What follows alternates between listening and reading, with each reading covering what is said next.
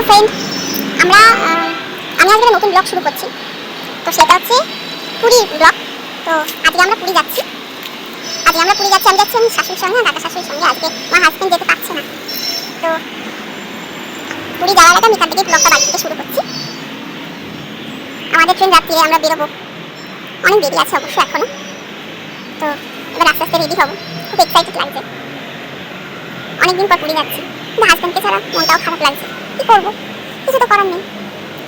থাক, কি করা যাবে এখন, যেরকম হাত সেরকম তো চলবে। তাহলে দেখা যাচ্ছে। এই দেখো, আমি আলটিমেটলি রেডি হয়ে গেছি। দেখতে দেখতে 8:30 বেজে হয়ে গেছে। আমি পুরো রেডি,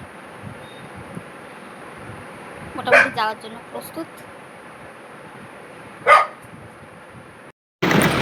আমরা বেরিয়ে পড়েছি হাওড়া স্টেশনের উদ্দেশ্যে। আমাদের বাড়ি থেকে হাওড়া স্টেশন খুব বেশিক্ষণ নয়। যদি অটো বাসে করে যাওয়া যায় তা তো 20 থেকে 25 মিনিট যদি জ্যাম থাকে, নয়তো 15 থেকে 20 মিনিটের মধ্যে আরাম করে নিশ্চিন্তে পৌঁছে যাওয়া যায়। কোনো টেনশনই কাজ করে না। লোকে অনেক দূর থেকে হাওড়া স্টেশনে বেরোনোর সময় অনেক তাড়াতাড়ি বেরোয়, কিন্তু সত্যি কথা বলতে আমাদের অতটা সময় লাগে না। আমরা তো হাওড়া স্টেশন পৌঁছেও গেছিলাম কিছুক্ষণের মধ্যে। দেখতেই পাচ্ছেন হাওড়া স্টেশন এখন অন্যরকম হয়ে গেছে অনেক।